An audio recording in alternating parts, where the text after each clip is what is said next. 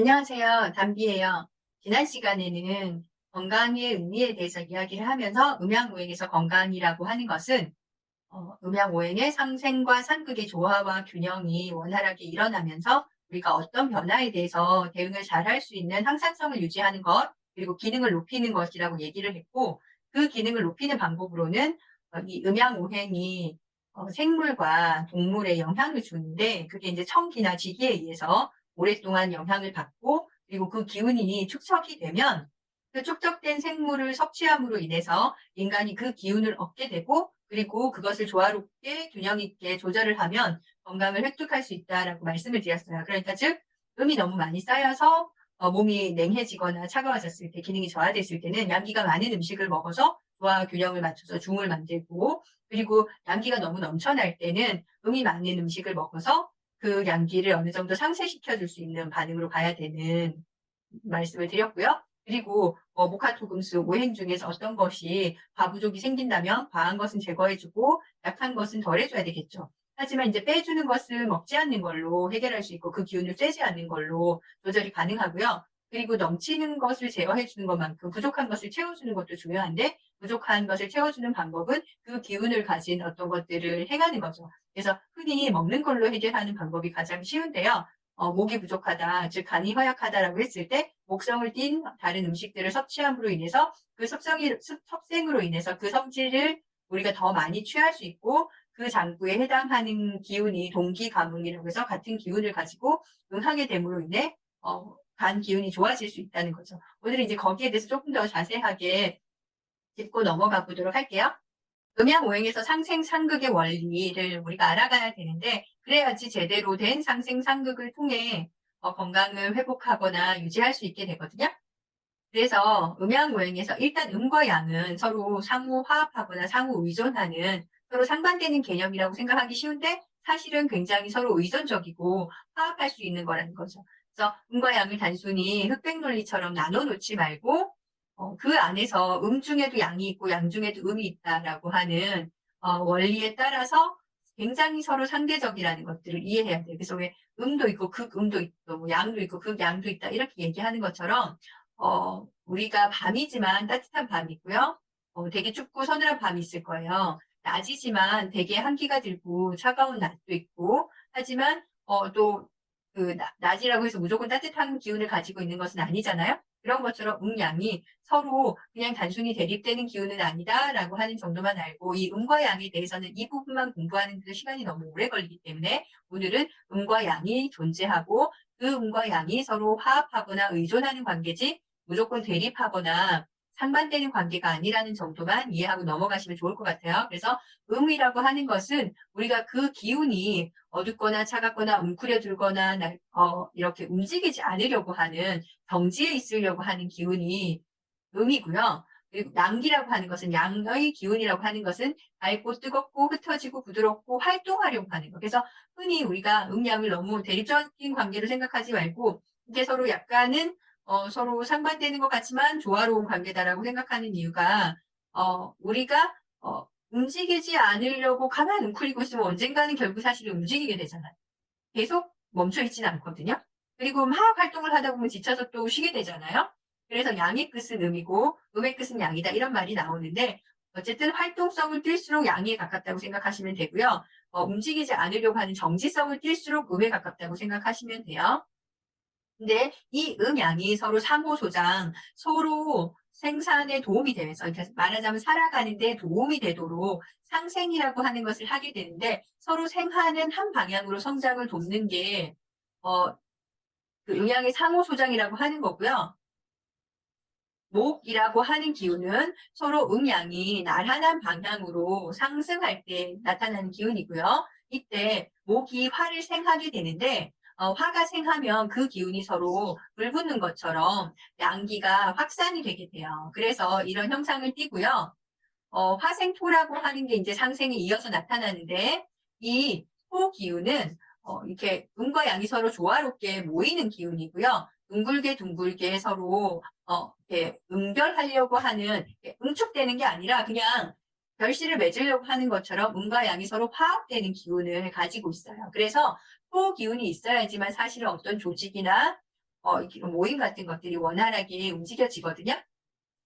그리고 이제 토생금이라고 하는 것이 이 음과 양이 모아진 기운들이 서로 응집력이 강해지면서 단단하게 결정을 이루려고 하고 밖으로 튀어나가는 걸 못 나가게 끌어당겨서 규율을 만들려고 하는 기운이거든요.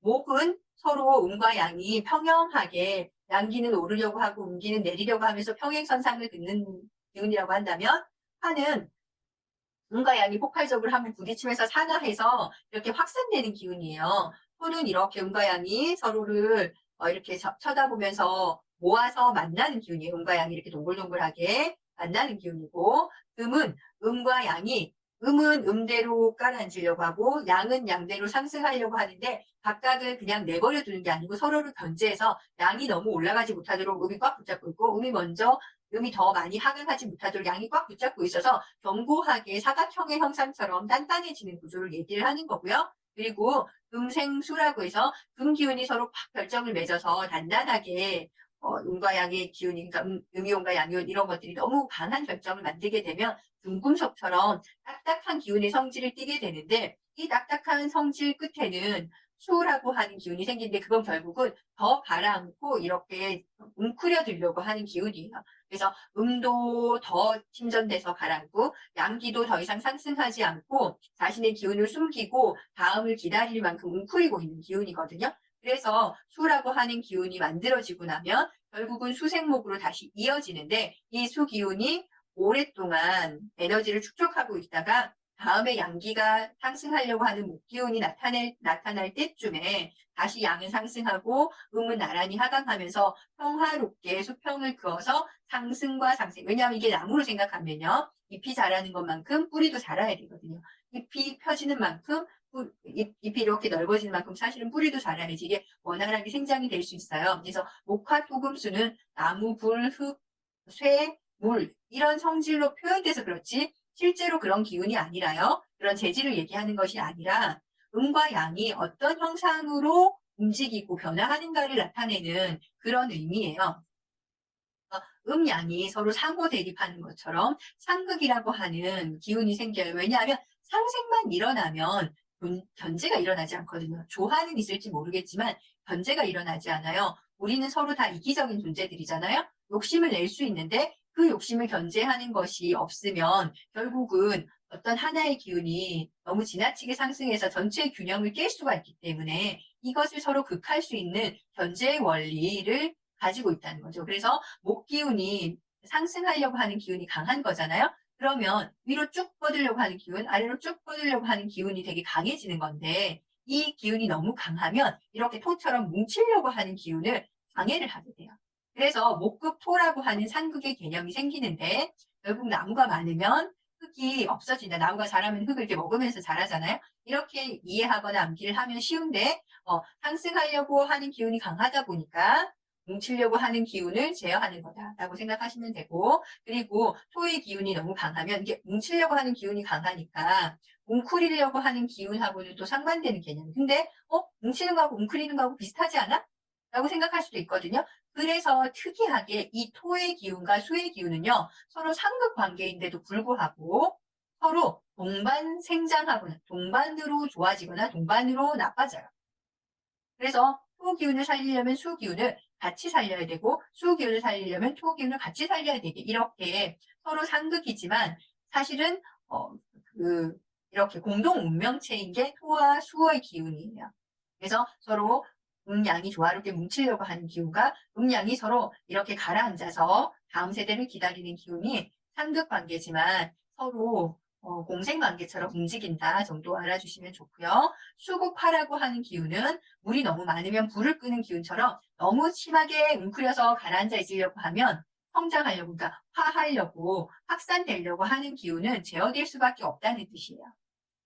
그리고 이 화극금, 화의 기운, 확산하려고 하는 기운이 너무 강할 때는 이렇게 규율을 만들어서 서로 제어하려고 하는 기운이 사라지게 되는 거예요.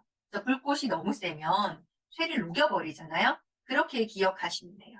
불이 너무 세면 쇠도 녹일 수 있다. 확산하려고 하는 기운이 너무 강하면 규율을 잡으려고 하는 기운이 좀처럼 잡히지 않는다. 꼭 사춘기 아이들처럼 이렇게 뻗쳐서 나가려고 하는 자아가 막 강해지는 시기는 도대체 이제 규율이 잘 안 먹히잖아요. 그런 것처럼 양기나 음기가 그렇게 작용한다라고 생각하시면 되고, 그 다음에 이제 금극목이라고 하는 기운은 제어하려고 하는 기운이 너무 강하다 보면 성장하려고 하는 기운을 제어하게 되는 거예요. 그래서 금기운이 강하면 목을 제어할 수밖에 없는데, 그거는 꼭 도끼가 나무를 자르는 것처럼 쇠라고 하는 금속은 나무를 벨 수도 있다. 이렇게 기억하시면 돼요. 그래서 음양의 상호 대립 관계는 이렇게 상극으로 나타날 수 있다는 거. 이래서 이 상극의 원리의 이유가, 존재 이유가 뭐냐면 어떤 하나의 기운이 너무 넘쳐나서 제대로 된 상생도 일어나지 않고 전체의 조화와 균형을 깨는 것을 견제하기 위해서 상대의 지나친 성장을 방해할 수 있는 방어책을 준다는 거죠. 상극 관계에 있는 애들한테. 그래서 오장육부로 배속을 해보면 목 기운은 간과 쓸개잖아요. 간장과 담낭이고, 화 기운은 심장과 소장이고, 토 기운은 비장과 위장이고, 금 기운은 폐장과 대장이고, 그리고 수 기운은 심장과 방광인데, 이 것들이 이제 오장육부가 오장오부 혹은 육장육부라고 하는데, 이 기운들이 서로 상생할 수 있도록 이렇게 시계 방향으로 돌거나 상극할 수 있도록 별표 방향으로 돌아서 조화와 균형이 일어나도록 오장육부가 관리가 된다는 건 앞서 시간에도 얘기했던 것처럼 사실은 피해 전쟁입니다. 그래서 목 기운이 성하자는 뜻은 피가 간 위주로 먼저 우선적으로 공급된다는 뜻이, 우리의 혈액의 양은 정해져 있어요. 무한히 생산되진 않거든요. 하지만 일정 양이 생산되고 나면 이 장부들 간에도 서로 센 놈이 있고 약한 놈이 있다는 걸 타고났는데, 나는 간이 큰 사람이야? 간이 센 사람이야? 나는 심장이 왕성한 체질이야? 나는 소화가 왕성한 비위장이 강한 체질이야? 나는 호흡이 좋은 폐대장이 강한 체질이야? 나는 노폐물을 걸러주는 생산이 좋은, 원기가 좋은 소체질이야? 신장과 방광이 좋은 체질, 이렇게 얘기할 수 있거든요. 그런데 그게 가장 근본에는 뭐가 있냐면 혈액이 어느 쪽으로 더 많이 배분되느냐. 그래서 간이 크기만 했다고 해서 무조건 좋냐? 아니죠. 간의 기능이 좋으려면 간부터 혈액이 공급돼야 되는 거예요. 그래서 좋은 피가 간부터 먼저 가져가면 간이 좋아질 수밖에 없잖아요. 그렇게 우리 몸에서는 상생과 상극이 일어나기 위해서 계속 피해 전쟁이 일어나는데, 이것을 조절하는 것이 바로 상화라고 하는 장부고, 이 상화 기능이 심포와 삼초장에 의해서 계속 서로 혈액을 배분하고 공급하고 견제할 수 있도록 조율자의 역할을 한다는 거거든요. 그래서 결국은 혈액을 가지고 서로 뺏고 빼앗기는 전쟁을 하고 있어요. 우리 몸속에서도. 우리가 섭생을 위해서 이런 상생과 상극의 원리를 섭생을 통해서 조절해주지 않으면 어떤 하나의 장기나 내 입맛에 의해서 지나치게 한 가지 음식을 많이 먹는다던가, 나에게 꼭 필요한 음식을 먹지 않는다던가, 나에게 꼭 필요한 기운을 취하지 않는다던가, 아니면 어떤 기운을 너무 넘쳐나게 취하게 되면서 질병에 걸리게 되는데, 우리가 올바른 음양오행에 의한 섭생을 제대로 하시잖아요. 그러면 그런 어떤 질병으로 갈 수 있는 것을 결국은 어느 정도 막을 수 있고, 그리고 개선할 수 있게 되는 거예요. 그래서 병증에 맞게, 체질에 맞게, 계절에 맞게 영양은 높이고 칼로리는 낮추고 즐겁게 먹으면 훨씬 더 날씬하고 활력 있게 생활하실 수가 있게 됩니다. 오늘 준비한 영상 여기까지고요. 여러분의 건강의 단비였습니다.